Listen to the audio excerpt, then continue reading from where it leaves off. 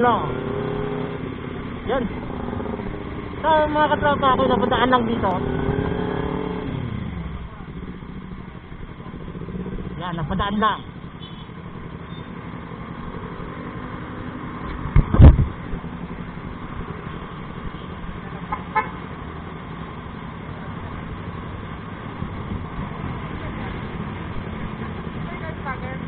Ikaw yung vlogger mo? Ay, marami kayo. Baka iba yan, baka si ano yan, si Red. Si Red. Pero naka-vlog naman din kuya. Ano nga, ikaw yun.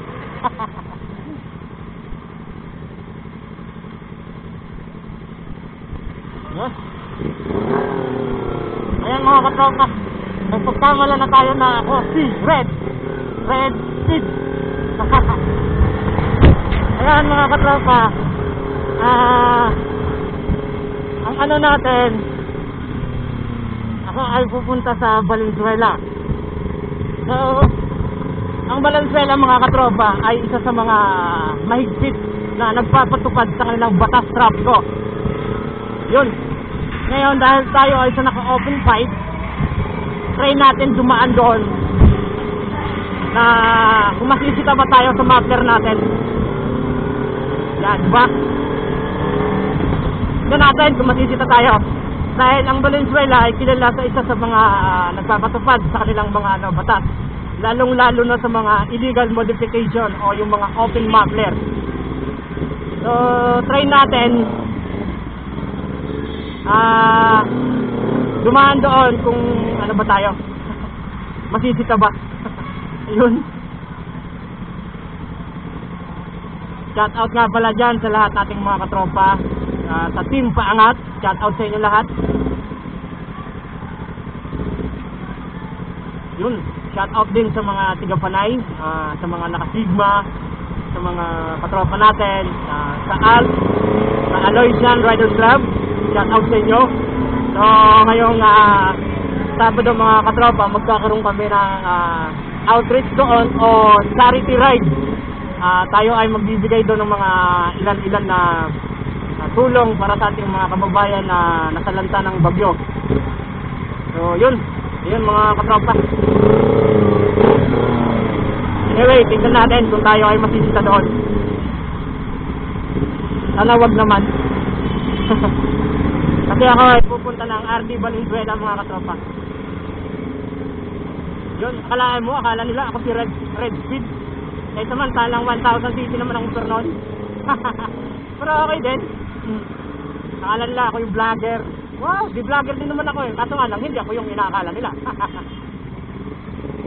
Yun mga katropa.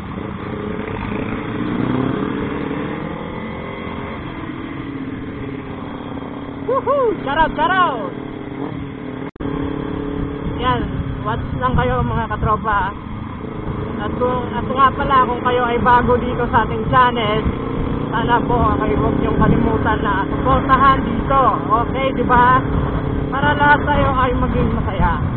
Saka alugin nyo na rin yung kampana para tayo ay laging updated sa mga bago nating kwentuhan.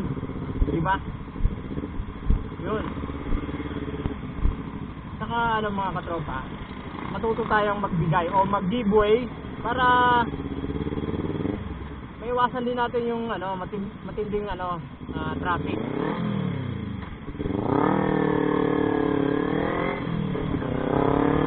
So,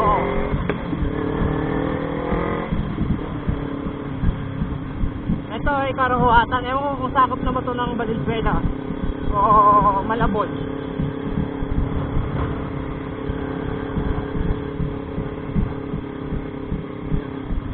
Karahuatan. Malabon pa to dito mga katropa. Wala pa tayo sa mismong city ng Valenzuela. Sa City Hall pa naman ako pupunta. Medyo kinakabahan ako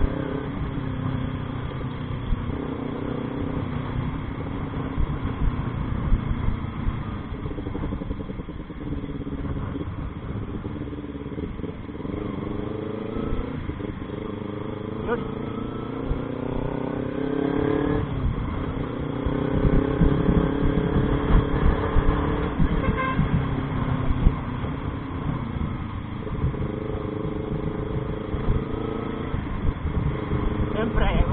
bombahin, dandahan lang.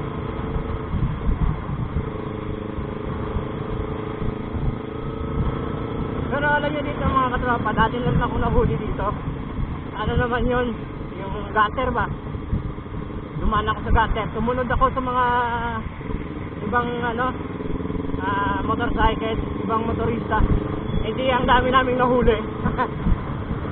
Yung daanan ng tao, dinaanan din namin. Ayun, meron palang nanguhuli sa unahan. Huli kami. Valid ang tubos sa lisensya. Yun. Yun mga katrop. Aha. Valenzuela na nga tayo. Pero wala pa, hindi pa tayo natsyempohan. Huwag naman sana matsyempohan, di ba? Wala tayo bang bayad pag open tubos.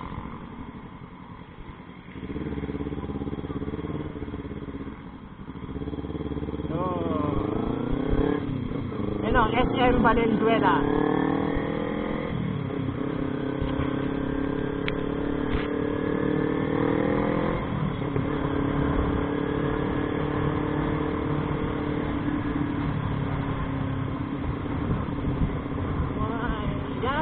Shoutout nga pala dyan sa asawa ko, nasa bahay lang siya. Shoutout na rin nga pala si Yun sa naka-Evo. Ang Evo, alam nyo ba mga katropa, mababaw lang ang pangarap natin eh. Pangarap ko magkaroon din ng Evong headset. Pero sa ngayon, hindi pa ako nakakabili ng Evong helmet at dahil meron pa naman akong ginagamit na helmet na ayos naman, Spider. Yan, shoutout nga rin pala sa Spider. Spider helmet. Ang Spider ay paboritong helmet ni Breezy, ni Idol Breezy. Alam nyo ba si Breezy mga katropa? Isa yan sa mga naging inspirasyon ko bakit ako nag-vlog. Dahil kagaya niya, nagsimula rin ako sa Rusi Sigma 250. Pero siya, nag-upgrade siya dahil sa pag-vlog niya, diba? Ako, nakapag-upgrade. Hindi pa ako kilala dito sa ating channel. Anyway, kahit na nakapag-upgrade ako, hindi gawa sa YouTube, ano pa rin naman to, sariling sikap pa rin naman. Kung bakit ako nakapag-upgrade ng Ninja. So, kaya ng last time na vlog ko, yung uli kong vlog, ay yung mga compatible parts sa kanya kahit ibang brands ng klase, di ba? Kumbaga hindi pang Kawasaki talaga. Hindi, yung starter pang Kawasaki. Tapos yung relay naman pang Yamaha. Parehas naman Japan gawa, siguro kaya ganon, compatible. Yun. Hindi pa tayo matsyempo-tsyempo, mga katrops.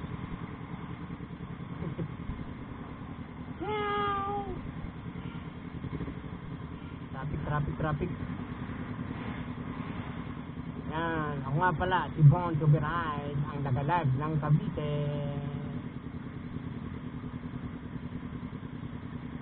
Ba yan mga katrops?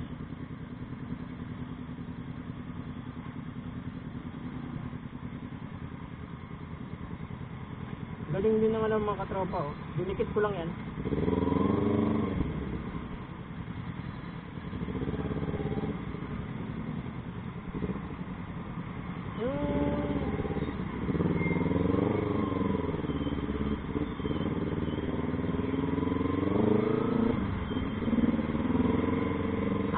Baka wala yung mga enforcer dahil tanghalian.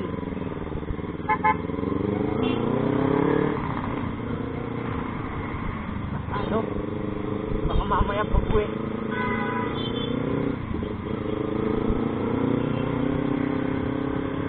Jump.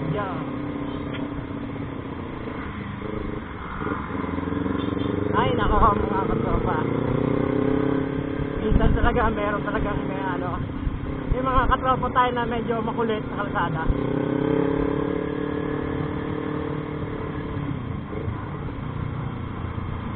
Yun.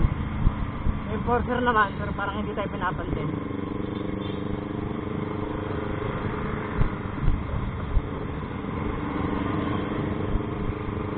Ako sa CTL ako pupunta mga katropa.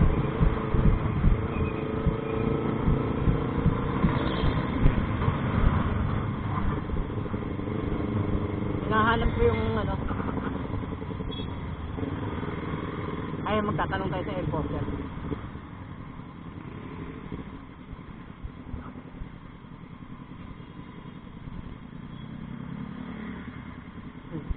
Sir, pwede po magtanong?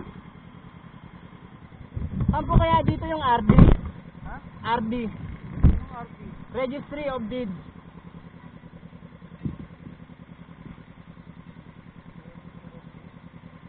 Ano ba landmark? Saan daw malapit? City Hall po. Eh, sige yun. Ah, dito po. Magtanong-tanong mo dyan sa loob. Sige po, thank you po. Okay, pasok ka na.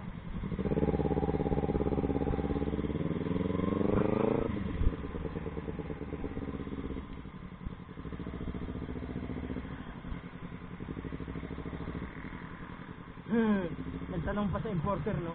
Open muffler tayo.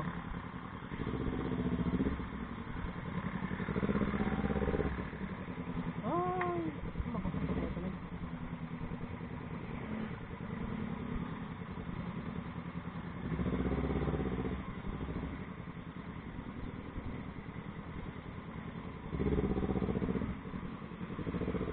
Mapapasok na ito. Valenzuela City Police Station. Yung police station, yan, men. Ayun. Tala natin, men. Alaya mo, hindi ako pinansin, men. Tala natin, pumasok, men.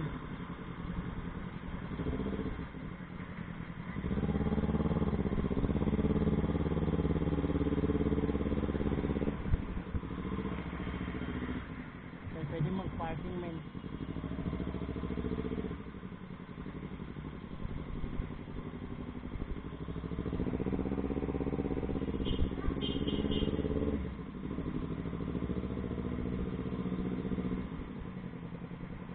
Hanap natin ay RD, Registry of Deeds. Where are you na? Anyway, mga katropa, hindi tayo napansin dito sa muffler natin. Yun. Hanap na lang tayo ng pwede natin parkingan. So ayun mga katropa, ngayon nandito tayo sa Valenzuela at tinanay natin kung tayo ay magkakaroon ng violation dito dahil sa open muffler. So far hindi naman pinansin yung motor natin. Yun. So ngayon nahahanap tayo ng pwedeng parkingan kung saan tayo pwede makapag-park ng ating motorsiklo. Mukhang puno, men. Wala tayong mapaglagyan, men. Men. Yun, men. Daan na, men.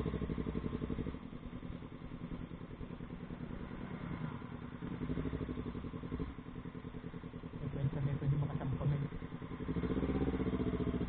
Yun, pwede din siguro, men.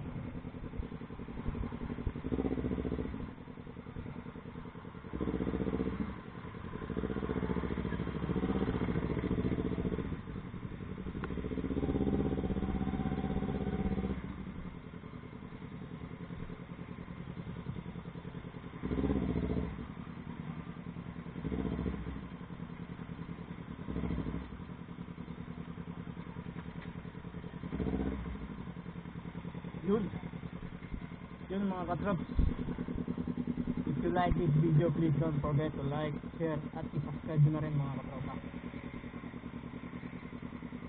Maraming salamat sa inyo mga katrops. Ito nga pala, si Born to Bira.